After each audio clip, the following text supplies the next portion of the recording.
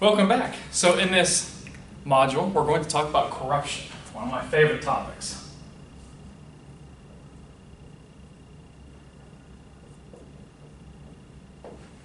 And the definition of corruption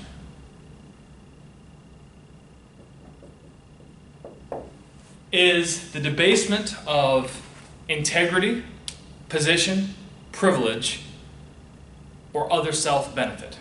In other words, a key component of corruption is what we would call quid pro quo.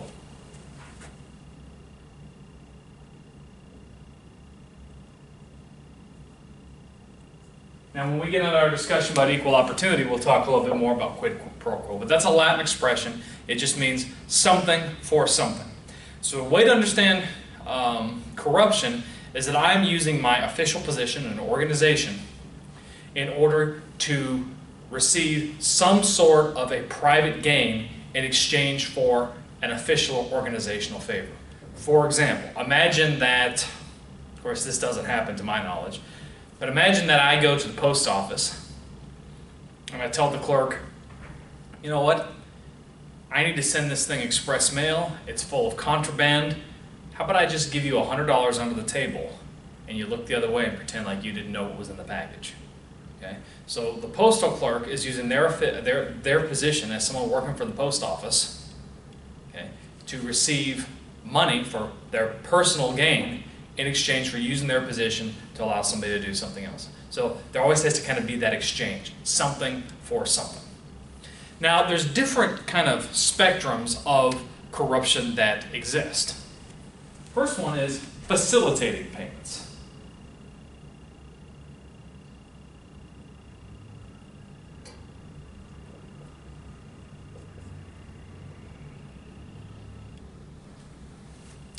Facilitating payments basically mean I'm going to pay you a little extra to do the job that you normally do in a faster, better, or preferential way. Let me give an example. I had a friend that worked in a southern European country and they had a port there. And he noticed that I forgot what they were offloading. I think it was a paper company. The paper that he had on the ships was being offloaded kind of too slow. So he went down to the docks to figure out what was going on, and there was a particular forklift operator who took the stuff out of the ship and into the shipping area, who was just a little bit slow in his work. So what he did is he gave this forklift operator a carton of cigarettes. And then what happened is every time there was a ship that came in with the paper, their stuff got offloaded first. Now, what's important to note is it was his job to use the forklift to take the paper off of the ship, and it was going to get done anyhow. But because he gave the forklift operator the carton of cigarettes, it got done just a little bit faster. Okay. Then the next step is, now we're starting to get into the zones of bribery.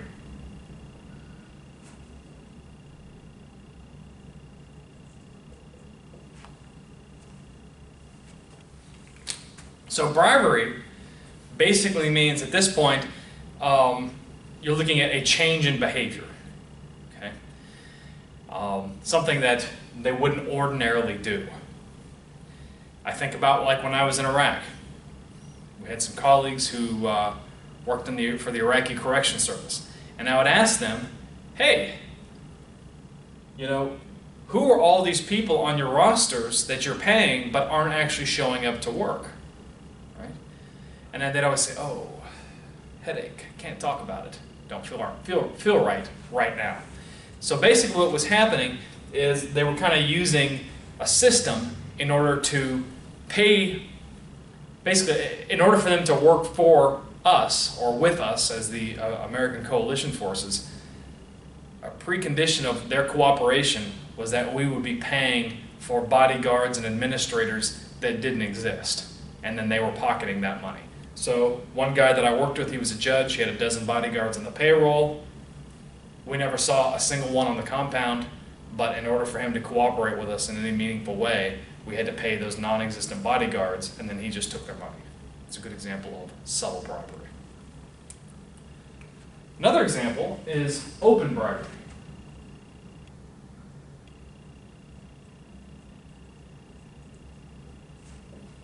Now, open bribery is when it's understood that you have to bribe, it's posted, and it's done in actually a relatively transparent way. I had a friend who had done a lot of traveling in South Asia, and he laughed that when he would go to the customs office, there would be two posted prices. There would be the fee that the government charged for the service, and then the fee needed to get the civil servant to do that kind of work. So he was laughing because in order to get a marriage visa, I forgot exactly how much it was like $50, and that price was posted to get a marriage visa. But in order to get the civil servant to process that marriage visa, there was an additional $100 fee. So there was the government fee and then the fee that you had to pay that person on the side. But it was posted right there on the wall. It was in a transparent, negotiable sort of way. So that's open bribery. And then there's major and extortionate bribes.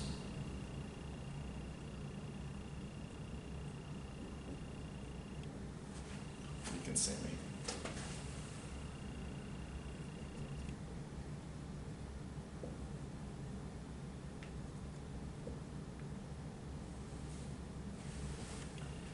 So major and extortionate bribes. Now we have gone from the level of